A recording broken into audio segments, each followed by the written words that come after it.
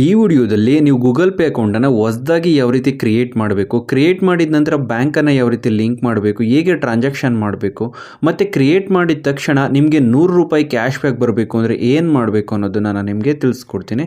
Guys, ನೀವು ಪ್ಲೇಸ್ಟೋರ್ನಲ್ಲೇ already ನೀವು Google pay application install ಮಾಡ್ಕೊಂಡಿದ್ರೆ ಅದನ್ನ ಅನ್ಇನ್ಸ್ಟಾಲ್ ಮಾಡಬೇಕಾಗತ್ತೆ. ಯಾಕೆಂದರೆ ನಿಮಗೆ ಕ್ಯಾಶ್ ಬ್ಯಾಕ್ ಬರಬೇಕು ಅಂತಂದರೆ ನನ್ನ ಒಂದು ರೆಫರಲ್ ಮುಖಾಂತರ ನೀವು ಡೌನ್ಲೋಡ್ ಮಾಡ್ಕೊಂಡ್ರೆ ಮಾತ್ರ ನಿಮಗೆ ₹100 ಕ್ಯಾಶ್ ಬ್ಯಾಕ್ ಬರೋದು. ಸೊ ನೀವೇನು ಮಾಡಬೇಕಾಗತ್ತೆ ಅಂದರೆ ಗೂಗಲ್ ಪೇ ಮೇಲೆ ಲಾಂಗ್ ಪ್ರೆಸ್ ಮಾಡಬೇಕಾಗತ್ತೆ, ಅಥವಾ ಪ್ಲೇಸ್ಟೋರ್ನಲ್ಲಾದರೂ ಇನ್ಸ್ಟಾಲ್ ಮಾಡ್ಬೋದು. ಲಾಂಗ್ ಪ್ರೆಸ್ ಮಾಡಿದ್ರಿ ಅಂದರೆ ನಿಮಗೆ ಇಲ್ಲಿ ಐ ಬಟನ್ ಇರುತ್ತೆ. ಐ ಬಟನ್ ಮೇಲೆ ಕ್ಲಿಕ್ ಮಾಡಿದ್ರಿ ಅಂದರೆ ಇಲ್ಲಿ ಸ್ಟೋರೇಜ್ ಯೂಸೇಜ್ ಅಂತ ನಿಮಗೆ ಒಂದು ಆಪ್ಷನ್ ಇರುತ್ತೆ. ಸ್ಟೋರೇಜ್ ಯೂಸೇಜ್ ಮೇಲೆ ಕ್ಲಿಕ್ ಮಾಡಿದ ನಂತರ ಇಲ್ಲಿ ಕ್ಲಿಯರ್ ಡೇಟಾ ಅಂತ ಇರುತ್ತೆ ನೋಡಿ ಮೇಲ್ಗಡೆ. ಕ್ಲಿಯರ್ ಡೇಟಾ ಮೇಲೆ ಕ್ಲಿಕ್ ಮಾಡಿ ಕ್ಲಿಯರ್ ಮಾಡಿದ್ರಿ ಅಂತ ಅಂದರೆ ಏನಾಗುತ್ತೆ ಅಂದರೆ ಅದನ್ನು ಇನ್ಸ್ಟಾಲ್ ಆಗುತ್ತೆ.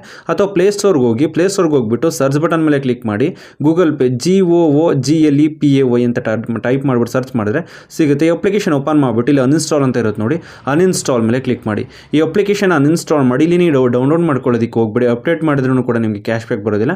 ಸೊ ವಿಡಿಯೋ ನೋಡ್ತಿರ್ತೀರಲ್ವ, ಯೂಟ್ಯೂಬ್ನಲ್ಲಿ ನಮ್ಮ ಒಂದು ವಿಡಿಯೋ ನೋಡ್ತಿರ್ತೀರಲ್ವ, ನೋಡುವಂಥ ಟೈಮ್ನಲ್ಲಿ ಈ ಟೈಟಲ್ ಇರುತ್ತೆ ನೋಡಿ ಗೂಗಲ್ ಪೇ ಅಂತ. ಈ ಜಸ್ಟ್ ಟೈಟಲ್ ಮೇಲೆ ಟ್ಯಾಪ್ ಮಾಡಿ.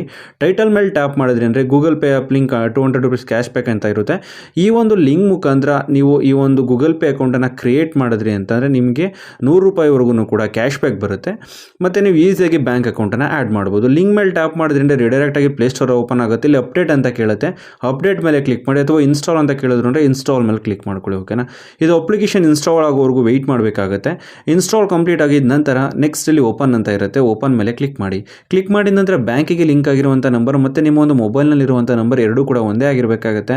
ಆ ಒಂದು ನಂಬರನ್ನು ನೀವೇನು ಮಾಡಬೇಕಾಗತ್ತೆ ಅಂದರೆ 10 ಡಿಜಿಟು ಎಂಟರ್ ಮಾಡಬೇಕಾಗತ್ತೆ. ಎಂಟರ್ ಮಾಡಿದ ನಂತರ ನೆಕ್ಸ್ಟು ನಿಮಗೆ ಇಲ್ಲಿ ಕಂಟಿನ್ಯೂ ಅಂತ ಒಂದು ಆಪ್ಷನ್ ಸಿಗುತ್ತೆ. ಕಂಟಿನ್ಯೂ ಮೇಲೆ ನೀವು ಕ್ಲಿಕ್ ಮಾಡಬೇಕಾಗತ್ತೆ. ಕಂಟಿನ್ಯೂ ಮೇಲೆ ಕ್ಲಿಕ್ ಮಾಡಿದ ನಂತರ ಜಿಮೇಲ್ ಅಕೌಂಟ್ ಆಟೋಮೆಟಿಕ್ಲಿ ತಗೊಳುತ್ತೆ. ಚೇಂಜ್ ಮಾಡ್ತೀನಿ ಅಂದರೆ ಆರೋ ಮಾರ್ಕ್ ಮೇಲೆ ಟ್ಯಾಪ್ ಮಾಡಿ ಚೇಂಜ್ ಮಾಡ್ಬೋದು. ನೆಕ್ಸ್ಟ್ ಇಲ್ಲಿ ಅಕ್ಸೆಪ್ಟ್ ಆ್ಯಂಡ್ ಕಂಟಿನ್ಯೂ ಅಂತ ಇರುತ್ತೆ, ಅಲ್ಲಿ ಕ್ಲಿಕ್ ಮಾಡ್ಕೊಳ್ಳಿ. 6 ಡಿಜಿಟ್ OTP ಬರುತ್ತೆ ಬ್ಯಾಂಕಿನ ಕಡೆಯಿಂದ, ಅದು ಆಟೋಮೆಟಿಕ್ಲಿ ತಗೊಳುತ್ತೆ. ಆಟೋಮೆಟಿಕ್ಲಿ ತೊಗೊಂಡಿಲ್ಲ ಅಂತಂದರೆ ನೀವು ಮ್ಯಾನ್ಯುಲಿ ಎಂಟರ್ ಮಾಡಬೇಕಾಗತ್ತೆ. ಇನ್ನು ನೆಕ್ಸ್ಟ್ ಇಲ್ಲಿ ನಾಟ್ ನೋ ಅಂತ ಇರುತ್ತೆ ನೋಡಿ, ನಾಟ್ ನೋ ಮೇಲೆ ಕ್ಲಿಕ್ ಮಾಡಿ. ಇಲ್ಲಿ ಯಾವುದೇ ಬ್ಯಾಂಕ್ ಇದ್ರೂ ಕೂಡ ನಾಟ್ ನೋ ಮೇಲೆ ಕ್ಲಿಕ್ ಮಾಡಿ. ನಾಟ್ ನೋ ಮೇಲೆ ಕ್ಲಿಕ್ ಮಾಡಿದ್ರಿ ಅಂದರೆ ಒಂದು ಗೂಗಲ್ ಪೇದು ಡ್ಯಾಶ್ ಬೋರ್ಡ್ ಏನಾಗುತ್ತೆ ಅಂದರೆ ನಿಮಗೆ ಈ ರೀತಿ ಓಪನ್ ಆಗುತ್ತೆ. ಇಲ್ಲಿ ಆಕ್ಟಿವ್ ಬ್ಯಾಂಕ್ ಅಕೌಂಟ್ ಅಥವಾ ಆ್ಯಡ್ ಬ್ಯಾಂಕ್ ಅಕೌಂಟ್ ಅಂತ ನಿಮಗೆ ಶೋ ಆಗುತ್ತೆ. ಇಲ್ಲಿ ರೈಟ್ ಸೈಡ್ ಟಾಪಲ್ಲಿ ನಿಮಗೆ ಪ್ರೊಫೈಲ್ ಆಪ್ಷನ್ ಇರುತ್ತೆ ನೋಡಿ, ಪ್ರೊಫೈಲ್ ಮೇಲೆ ಕ್ಲಿಕ್ ಮಾಡ್ಕೊಳ್ಳಿ. ಪ್ರೊಫೈಲ್ ಮೇಲೆ ಕ್ಲಿಕ್ ಮಾಡಿದ ನಂತರ ಇಲ್ಲಿ ಬ್ಯಾಂಕ್ ಅಕೌಂಟ್ ಅಂತ ನಿಮಗೆ ಒಂದು ಆಪ್ಷನ್ ಸಿಗುತ್ತೆ, left ಸೈಡ್ನಲ್ಲಿರುತ್ತೆ.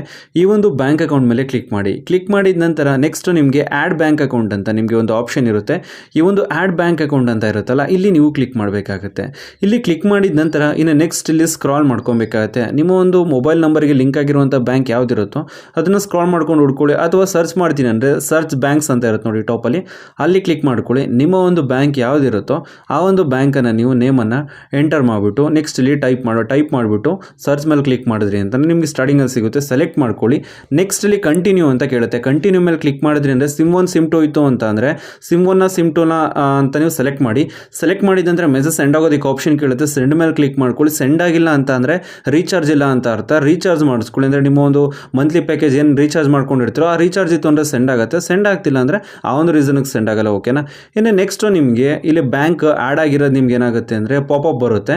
Popup ಬಂದಿದ್ದಂಥ set UPI pin ಅಂತ ಕೇಳುತ್ತೆ, ಅಲ್ಲಿ ಕ್ಲಿಕ್ ಮಾಡಿ. ಅಲ್ಲಿ ಕ್ಲಿಕ್ ಮಾಡಿದ್ರಿ ಅಂದರೆ ಈ ರೀತಿ ನಿಮಗೆ ಶೋ ಆಗುತ್ತೆ. ಇಲ್ಲಿ ನಿಮ್ಮ ಒಂದು ATM ಕಾರ್ಡ್ದು ಲಾಸ್ಟ್ 6 ಡಿಜಿಟ್ ಕೊನೆಯ 6 ಸಂಖ್ಯೆ ಏನಿರುತ್ತೆ ATM ಕಾರ್ಡ್ನಲ್ಲಿ ಅದನ್ನು ನೀವು ಇಲ್ಲಿ ಎಂಟರ್ ಮಾಡಬೇಕಾಗುತ್ತೆ. ಫಸ್ಟು ATM ಕಾರ್ಡ್ ತೊಗೊಳ್ಳಿ. ATM ಕಾರ್ಡ್ನಲ್ಲಿ ಲಾಸ್ಟಿಂದ 6 ಡಿಜಿಟ್ ಲಾಸ್ಟಿಂದ 6 ನಂಬರನ್ನು ಎಂಟರ್ ಮಾಡಿ. ಮತ್ತು ATM ಕಾರ್ಡ್ನಲ್ಲಿ ಎಕ್ಸ್ಪೈರ್ ಡೇಟ್ ಇರುತ್ತೆ ಮತ್ತು ಮಂತ್ ಮತ್ತು ಇಯರು ಅಲ್ಲೇನಿರುತ್ತೋ ಅದೇ ರೀತಿ ನೀವು ಇಲ್ಲಿ ಎಂಟರ್ ಮಾಡಬೇಕಾಗುತ್ತೆ. ಎಂಟರ್ ಮಾಡಿದ ನಂತರ ರೈಟ್ ಸೈಡ್ ಆರೋ ಮಾರ್ಕ್ ಇರುತ್ತೆ, ಆರೋ ಮಾರ್ಕ್ ಮೇಲೆ ಕ್ಲಿಕ್ ಮಾಡಿ. ಆರೋ ಮಾರ್ಕ್ ಮೇಲೆ ಕ್ಲಿಕ್ ಮಾಡಿದ ನಂತರ ಬ್ಯಾಂಕಿನ ಕಡೆಯಿಂದ OTP ಬರುತ್ತೆ, ಅದು ಆಟೋಮೆಟಿಕ್ಲಿ ತಗೊಳುತ್ತೆ. ತೊಗೊಂಡಿದ ನಂತರ ನೆಕ್ಸ್ಟ್ ಇಲ್ಲಿ ಟಿಕ್ ಮಾರ್ಕ್ ಮೇಲೆ ಕ್ಲಿಕ್ ಮಾಡಿ. ಕ್ಲಿಕ್ ಮಾಡಿದ ನಂತರ 6 ಡಿಜಿಟ್ ಆರ್ 4 ಡಿಜಿಟ್ UPI ಪಿನ್ನನ್ನು ಕ್ರಿಯೇಟ್ ಮಾಡಬೇಕಾಗುತ್ತೆ. ಅಂದರೆ ಬ್ಯಾಂಕಿನ ಮೇಲೆ ಡಿಪೆಂಡ್ ಆಗಿರುತ್ತೆ. ನಿಮಗೆ ತುಂಬಾ ನೆನಪಿರುತ್ತೆ ನೋಡಿ, ಆ ಒಂದು ಪಿನ್ನನ್ನು ನೀವು ಜನರೇಟ್ ಮಾಡ್ಕೊಬೇಕಾಗತ್ತೆ. ಸೊ ಅದನ್ನು ನೀವು ಯಾರಿಗಾದ್ರೂ ಅಮೌಂಟ್ ಕಳಿಸ್ಬೇಕಾದಾಗ್ಲೂ ಕೂಡ ಆ ಪಿನ್ನ ಎಂಟರ್ ಮಾಡಿದ್ರೆ ಮಾತ್ರ ಬೇರೆಯವ್ರಿಗೆ ಹೋಗೋದು. ಸೊ ನೀವೇನಿಲ್ಲ ಎಂಟರ್ ಮಾಡ್ತಿರೋ ಅದನ್ನು ನೀವು ತುಂಬ ನೆನಪಲ್ಲಿ ಇಟ್ಕೊಂಡಿರ್ಬೇಕಾಗತ್ತೆ, ATM ಪಿನ್ ಥರ. ಇಲ್ಲಿ ಒಂದ್ಸರಿ ಎಂಟರ್ ಮಾಡಿಬಿಟ್ಟು ಟಿಕ್ ಮಾರ್ಕ್ ಮೇಲೆ ಕ್ಲಿಕ್ ಮಾಡಿದ್ರೆ ಕನ್ಫರ್ಮೇಷನ್ಗೋಸ್ಕರ ಇನ್ನೊಂದು ಸರಿ ಕೇಳುತ್ತೆ. ಅದೇ ಪಿನ್ನನ್ನು ಮತ್ತೆ ಎಂಟರ್ ಮಾಡಿ ಟಿಕ್ ಮಾರ್ಕ್ ಮೇಲೆ ಕ್ಲಿಕ್ ಮಾಡಿದ್ರಿ ಅಂತ ಅಂದರೆ ಅದು ಕನ್ಫರ್ಮ್ ಆಗುತ್ತೆ. Update pin UPI pin updated ಅಂತ ನಿಮ್ಗೆ ಏನಾಗುತ್ತೆ ಅಂದರೆ ಶೋ ಆಗುತ್ತೆ ಇರುತ್ತೆ. ಇನ್ನು ನೆಕ್ಸ್ಟು ಬ್ಯಾಂಕಿಗೆ ಬನ್ನಿ. ಬ್ಯಾಂಕ್ ಲಿಂಕ್ ಆಗಿರುತ್ತೆ.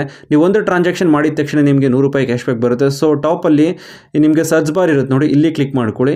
ನಿಮ್ಮ ಒಂದು ಕಾಂಟ್ಯಾಕ್ಟ್ನಲ್ಲಿ ಯಾರಿಗಾದ್ರೂ 1 ರೂಪಾಯಿನ ಸೆಂಡ್ ಮಾಡಿ. ಅಂದರೆ ನೇಮ್ ಆದರೂ ಟೈಪ್ ಮಾಡ್ಬೋದು ಅಥವಾ ನಂಬರ್ ಆದ್ರೂ ಎಂಟರ್ ಮಾಡ್ಬೋದು. ನಾನು ಜಸ್ಟ್ ಇಲ್ಲಿ ನೇಮನ್ನು ಟೈಪ್ ಮಾಡ್ತಿದ್ದೀನಿ. ನಿಮ್ಮ ಕಾಂಟ್ಯಾಕ್ಟಲ್ಲಿರೋರು ಎಲ್ಲರದ್ದು ಕೂಡ ಶೋ ಆಗುತ್ತೆ ಗೂಗಲ್ ಪೇ ಯೂಸರ್ಸ್ದು. ನೆಕ್ಸ್ಟು ಸೆಲೆಕ್ಟ್ ಮಾಡ್ಕೊತಾ ಇದ್ದೀನಿ. ಇಲ್ಲಿ ಪೇ ಅಂತ ಇರುತ್ತೆ ನೋಡಿ, ಪೇ ಮೇಲೆ ಕ್ಲಿಕ್ ಮಾಡ್ಕೊಳ್ಳಿ. ಪೇ ಮೇಲೆ ಕ್ಲಿಕ್ ಮಾಡಿದ ನಂತರ ಈ ಒಂದು ಟ್ರಾನ್ಸಾಕ್ಷನ್ ಅಂದರೆ ನೀವು 1000 ರೂಪಾಯಿ ಅಥವಾ 1 ಲಕ್ಷ ಕಳಿಸ್ಬೇಕಾದ್ರೂ ಕೂಡ ಇದೇ ಪ್ರೊಸೀಜರ್ ಯೂಸ್ ಮಾಡಿ. ಜಸ್ಟ್ 1 ರೂಪಿ ಸೆಂಡ್ ಮಾಡಿದ್ರೆ ನಿಮಗೆ ಕ್ಯಾಶ್ ಬ್ಯಾಕ್ ಬರುತ್ತೆ. ಸೊ ಒಂದು ಟ್ರಾನ್ಸಾಕ್ಷನ್ ಕಂಪ್ಲೀಟ್ ಆಗಬೇಕಲ್ವ, ಅದಕ್ಕೋಸ್ಕರ. ನೆಕ್ಸ್ಟ್ ಆರೋ ಮಾರ್ಕ್ ಮೇಲೆ ಕ್ಲಿಕ್ ಮಾಡಿ, ಪೇ 1 ಅಂತ ಇರುತ್ತೆ ನೋಡಿ, ಅಲ್ಲಿ ಕ್ಲಿಕ್ ಮಾಡ್ಕೊಳ್ಳಿ. ಇನ್ನು next U P I pin ನಿಮ್ಮ ಸ್ಟಾರ್ಟಿಂಗಲ್ಲಿ ಹೇಳ್ತಿಲ್ವ, ನೆನಪಲ್ಲಿ ಇಟ್ಕೊಂಡಿರಬೇಕು. ಅಮೌಂಟ್ ಯಾರಿಗಾದ್ರೂ ಕಳಿಸ್ಬೇಕಾದಾಗ ನೆನಪಲ್ಲಿ ಇರಬೇಕಾಗುತ್ತೆ ಸೆಕ್ಯೂರಿಟಿ ಪರ್ಪಸ್ಗೋಸ್ಕರ ಅಂತ. ಆ ಪಿನ್ನನ್ನು ಎಂಟರ್ ಮಾಡಿ ಟಿಕ್ ಮಾರ್ಕ್ ಮೇಲೆ ನೀವು ಕ್ಲಿಕ್ ಮಾಡಿದ್ರಿ ಅಂತಂದ್ರೆ ಏನಾಗುತ್ತೆ ಅಂದರೆ ಅಮೌಂಟ್ ಅವರಿಗೆ ಸೆಂಡ್ ಆಗಿರುತ್ತೆ ಮತ್ತು ನಿಮಗೆ ಕ್ಯಾಶ್ ಬ್ಯಾಕ್ ಕೂಡ ರಿಸೀವ್ ಆಗಿರುತ್ತೆ. ಈ ರೀತಿ ನೀವೇನು ಮಾಡ್ಬೋದು ಅಂದರೆ ಗೂಗಲ್ ಪೇ ಅಕೌಂಟನ್ನು ತುಂಬಾ ಈಸಿಯಾಗಿ ಕ್ರಿಯೇಟ್ ಮಾಡ್ಕೊಬೋದು ಗೈಸ್.